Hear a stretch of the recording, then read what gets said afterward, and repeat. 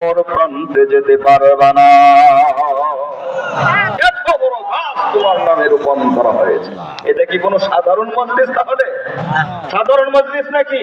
এটা কোরআনের মজলিস। এটা কোরআনের মজলিস। কোরআনের কারণে সম্মানিত হয়েছে পুরা জাতি। কোরআনের একটা পরিচয় আপনাদের কাছে দিয়ে আসছে। দিব? অবশ্যই। কোরআনের পরিচয় দিব? অবশ্যই। আপনার তো একটা নাম আছে, আছে না? আমরা ময়মনসিংহের মানুষ, মাঝে মাঝে কিছু গাইরা ভাষা, গ্রাম্য ভাষা কমে, তাহলে আমরা রাগ হইবেন নিতা না না। কইতা কোরআন শরীফের একটা নাম আছে। আপনার যেমন একটা নাম আছে, আপনার নাম দিয়ে আপনাকে চিনতে পারে আপনি অমুকের গোলা অমুক। জোরে বলেন ঠিক কিনা? আপনার আব্বার নামে চিনতে পারে আপনার আব্বার নাম অমুক, আপনার দাদার নাম অমুক। কোরআনকে যদি জিজ্ঞাসা করা হয়, কোরআন তোমার নাম কি বলবানি? এত দামি মজলিসে বসছেন, কোরআনের পরিচয়টা আজকে বাড়িতে নিয়ে যান। এই কোরআন, তার নাম কি, তার বাড়ি কোথায়, কোথায় থেকে আসলো, কে আনলো, কে পাঠালো, কেন পাঠালো, জানার দরকার আছে নি, আছে না? আল্লাহ তাআলা বলেন, কোরআনকে প্রশ্ন করো, কোরআন জবাব দিবে। যদি কোরআনকে জিজ্ঞাসা করা হয়, কোরআন তোমার নাম কি, কোরআন তখন জবাব দেয়, বাল হুয়া কুরআনুন মাজিদ।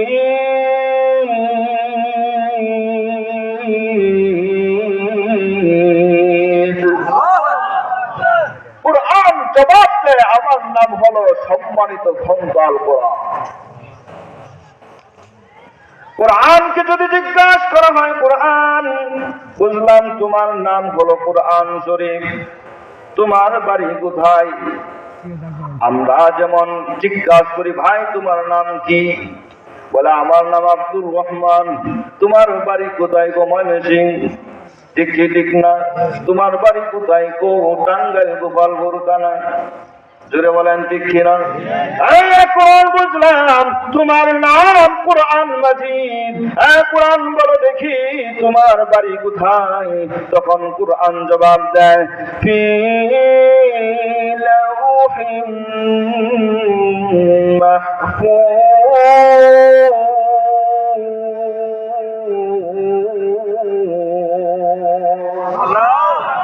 আমার নাম কোরআন, আমার বাড়ি লৌহে মাহফুজে। পয়গম্বর আরবি বলেন, লৌহে মাহফুজ এমন একটা জায়গা, এমন একটা তক্তা, এমন একটা ফলকের নাম। লৌহে মাহফুজ হলো আরশে আজিমে, যেখানে স্বয়ং আল্লাহ তাআলা থাকেন।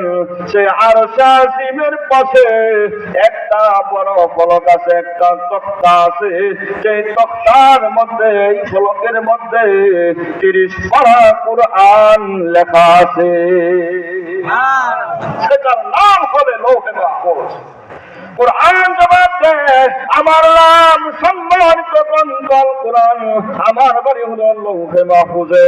কোরআন রে বুঝলাম তোমার বাড়ি লৌহে মাহফুজে, কিন্তু লৌহে মাহফুজ থেকে তোমাকে পৃথিবীতে কে পাঠালো? কোরআন এই জমিনে আসছে কি আসছে না? আপনি আমি কোরআন শিখি কি শিখি না? কোরআন আমাকে হিদায়াতের রাস্তা দেখায় কি দেখায় না? কোরআন তোমাকে পৃথিবীতে কে পাঠালো? তখন কোরআন জবাব দেয়, তানজিলুম মির রাব্বিল আলামিন।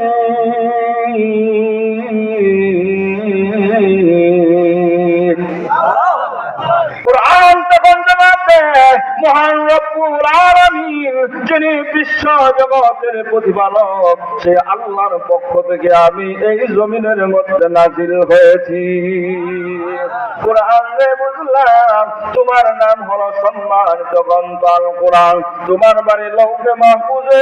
আল্লাহ তোমার এই জমিনে পাঠাইছেন, নাজিল করেছেন, কিন্তু তুমি কার মাধ্যমে এই জমিনে আগমন করলে? মাধ্যম ছাড়া কিছু চলেনি, চলে না, চলে না। বউ বেটারে, বউ আর স্বামীরে বিয়া করাইবান, আপনার ছেলেরে আরেকবারে ছেলেরে বিয়া করাইবান, এখানে কিন্তু একটা ঘটক মাধ্যম লাগে কি লাগে না? জোরে বলেন ঠিক কি ঠিক না? আল্লাহ নবী বিশ্বাস করেন, কোরআনের কাছে জবাব চাও। কোরআনের নাম সম্মানিত গ্রন্থ কোরআন। কোরআনের বাড়ি হলো লৌহে মাহফুজে। লৌহে মাহফুজ থেকে মহান আল্লাহ জমিনে পাঠাইলো, কার মাধ্যমে পাঠাইলো? এবার কোরআন জবাব দেয়, নাযালা বিহি রূহুল আমিন।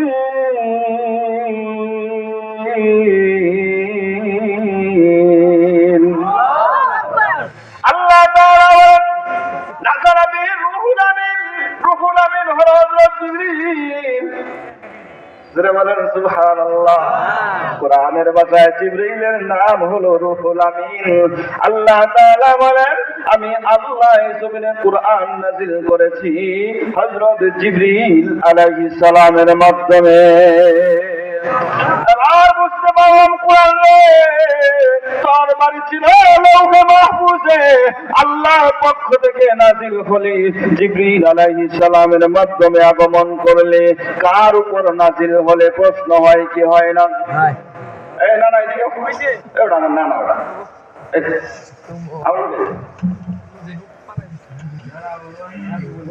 না না না তুই ওয়াজ করি সারা বাংলাদেশ ঘুরি দুইজনই।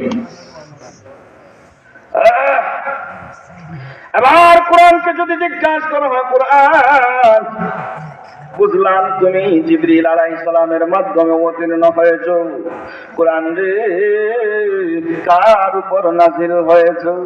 প্রশ্ন হয় কি হয় না? এবার কোরআন জবাব দেয়, নুজিলা আলা মুহাম্মাদ। আল্লাহু আকবার। নুজিলা আলা মুহাম্মাদ, আমি বিশ্ব নবী সরকার দুজাহান নবী মুহাম্মদুর রাসূলুল্লাহ সাল্লাল্লাহু আলাইহি ওয়াসাল্লামের উপর নাযিল হয়েছি। কোরআনের পরিচয়টা দিয়ে পরে হলো ওয়াজ।